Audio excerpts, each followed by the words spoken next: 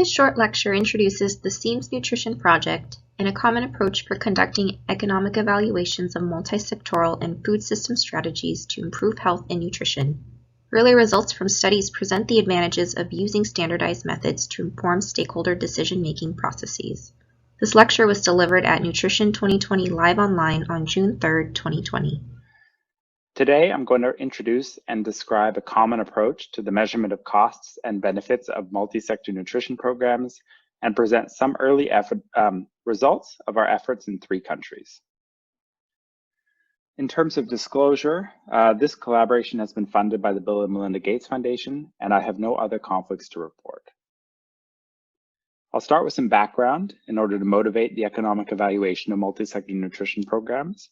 I'll then introduce the SEAMS Nutrition Project and provide an overview of our proposed common approach. And then I'll present some preliminary evidence of cost efficiency, cost effectiveness, and benefit cost from multi-sector nutrition programs implemented in Malawi, Bangladesh, and Nepal. So just to start, we believe that the evidence generated by the economic evaluation of multi-sector nutrition programs will be absolutely critical to moving our field forward and promoting investment in health, or in essential and effective programs in low resource settings. We also believe that this evidence is currently critically underdeveloped. Multi-sector nutrition sensitive actions are essential to achieving both the 2025 World Health Assembly targets for nutrition and the Sustainable Development Goals, because they drive sustainable impact by addressing the underlying causes of malnutrition, and they represent long-term investments in population health and well-being. In an ideal world, decision-making around the implementation of these programs would be guided by high-quality information on cost and cost effectiveness. Unfortunately, limited evidence of program cost exists. And what evidence of the cost and cost effectiveness of these programs does exist is limited by a lack of transparency and standardization of the methods used in those studies, resulting in a lack of comparability. There has, however, been a recent surge of calls for the integration of cost effectiveness and benefit cost analysis with impact evaluations to guide stakeholder decision-making, not just in multi-sector nutrition. This includes a recent report from the World Bank and a webinar hosted 2 weeks ago by 3IE, which some of you might have caught, calling for the use of economic evaluation methods in large-scale program impact evaluations. So this project, which is called Strengthening Economic Evaluation for Multisectoral Strategies for Nutrition, or SEAMS Nutrition, was developed in response to these issues. It represents a collaboration between the University of Washington Department of Global Health, IFPRI, HKI, Results for Development, the International Livestock Research Institute, and Global Alliance for Improved Nutrition, with funding support from the Gates Foundation. And it seeks to develop appropriate standardized methods for measuring cost and cost effectiveness of integrated multi-sector programs, and then to apply those methods to estimate the costs and benefits of a series of multi-sector programs in several low-income countries. So we believe that the best and most useful data from economic evaluations of nutrition programs would be data that is robust, collected using transparent, comparable, and standardized methods, and data that can directly inform decision-making. To that end, we have set about developing a common approach to the conduct of economic evaluations in nutrition. This common approach builds from and aligns to existing guidance for standardized methods for costing and economic evaluation in health, including the IDSI reference case, the Global Health Cost Consortium reference case, and the recent Harvard reference case for benefit cost analysis. We propose several stages. In the first stage of our common approach, the goal is to align the program under consideration to a standardized typology and conceptual model for multi-sector nutrition programs. This model, or typology, builds from a conceptual model of nutrition-sensitive value chains, as well as the SUN Compendium of Actions for Nutrition, and it helps promote apples-to-apples comparison among studies evaluating the same types of interventions, which is important with these complex programs. In the second stage, the goal is to define and describe the program impact pathway or theory of change for the specific complex program you are evaluating, describe the hypothesized benefits or outcomes of the program, detail the specific activities, and then for each activity, identify the specific inputs and costs that need to be measured. This ensures that the relevant benefits and costs are all able to be captured. In the third stage, the goal is to adapt a generic and standardized set of cost data collection tools to a specific context or program, and then collect the necessary cost data. And ideally, this would be done alongside a robust impact evaluation or trial that will provide the necessary evidence of program effectiveness. And then in the last stage, the goal is to compare the costs and benefits and use a series of approaches to combine the benefits and consider long-term effects. So of course, step 3 above, designing a costing study and collecting cost data for these large complex programs is clearly the hardest step. So in order to support investigators to accomplish this task, we have delineated a series of standard costing steps and developed a set of tools to support studies along each step. These tools are available for any project to use and adapt as they wish. We've developed a matrix to guide investigators in defining the parameters and scope of their economic evaluation. We've developed a generic costing study protocol that delineates common data collection methods and analytical approaches.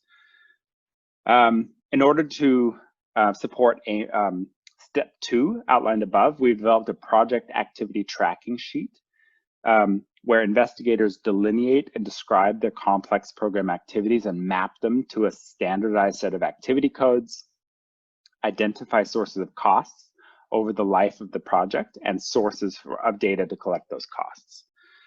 Most costing studies will include some form of qualitative microcosting, in support of that, we've developed a set of generic data collection and analysis tools. We've also been lucky enough that for all of our costing studies, our implementing partners have been willing to share expenditure data so that we can directly estimate and understand the financial cost of each program. So we've developed a set of generic financial expenditure analysis tools and templates that can be used by anyone with access to similar raw expenditure data.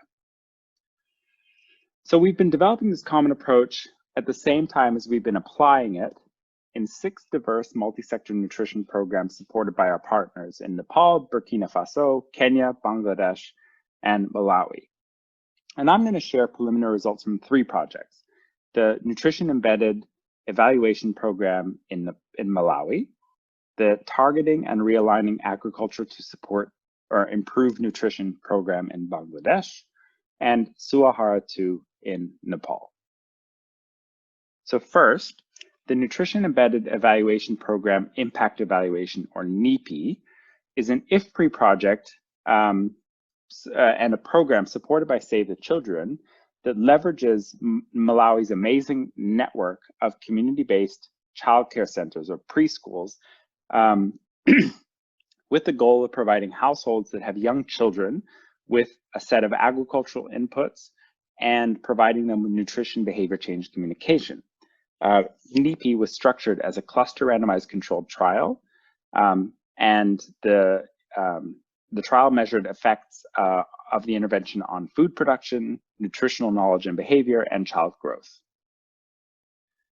So the trial found positive effects of the NEPI intervention on parenting practices, the rate of provision of meals at the community preschools, improved diets of children in the study, the improved production of nutritious foods at the households in the intervention areas.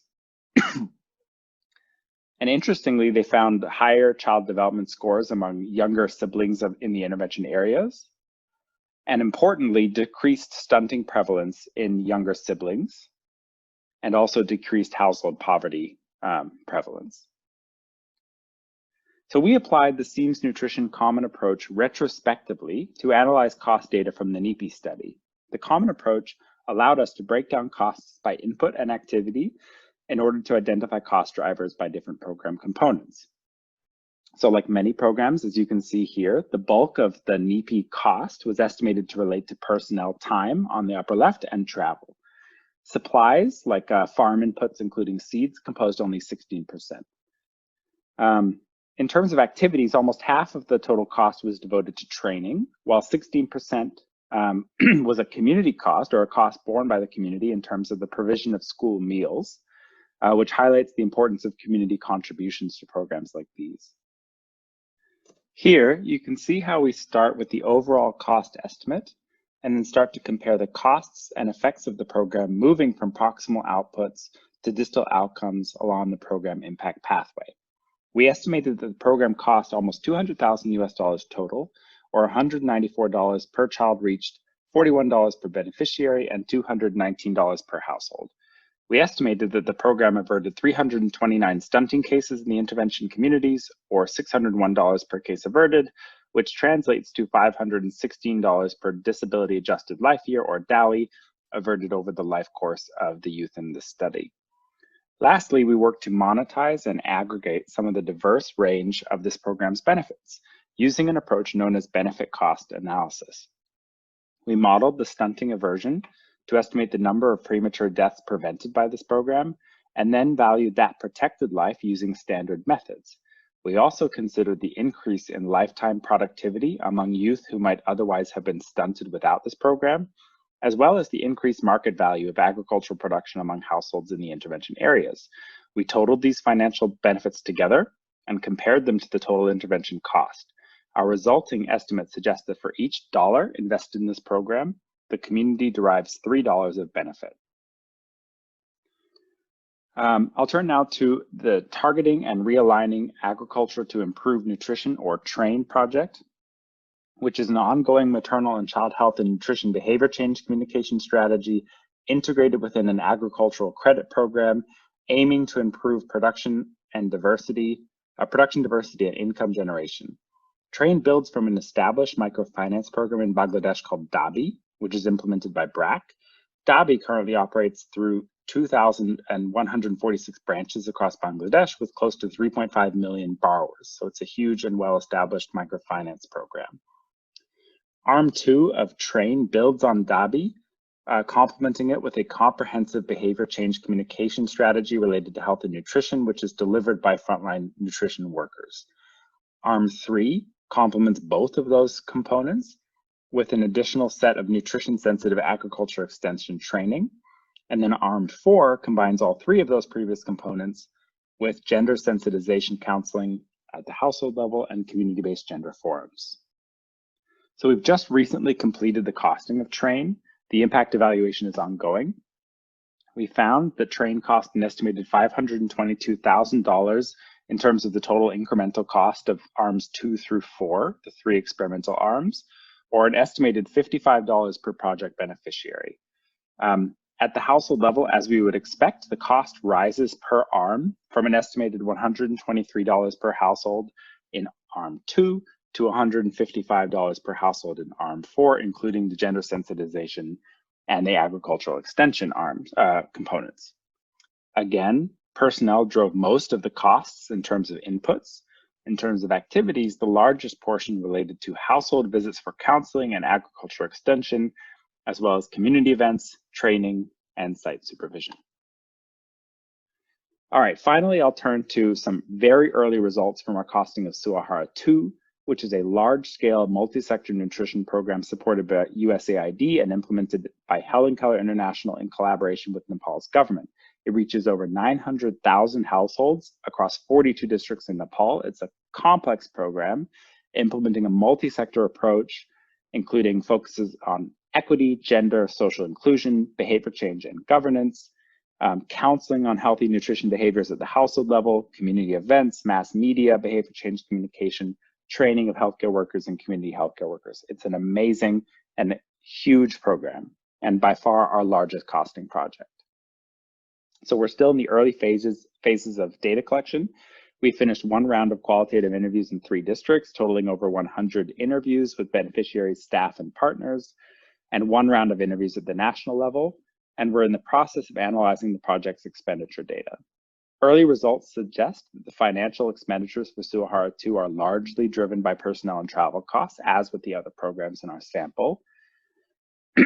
Economic costs are a real driver of the overall cost of Suahara 2. These are the costs associated with out-of-pocket expenses among project volunteers and the time and opportunity cost associated with beneficiary participation. which itself represents a large portion of the total economic cost. Data collection for this study is on hold, but will resume, COVID-19 pending, and we should have final results this time next year. So I've used this presentation to argue that increased economic evaluation of multi-sector nutrition programs will be important to drive future investment in this area and to present a novel common approach to costing these complex programs. We believe this approach has a number of advantages. Used appropriately, it will promote the production of unit cost and net benefit estimates that are comparable across diverse and complex programs. These estimates will be directly actionable and inform stakeholder decision-making. The ability to disaggregate cost by activity allows you to identify key cost drivers in each program and target improvements in program efficiency. And finally, we believe that these generic tools should lower the bar to investigators integrating costing into their own evaluations, hopefully promoting the use of these methods. And if you'd like to use these tools, we look forward to hearing from you.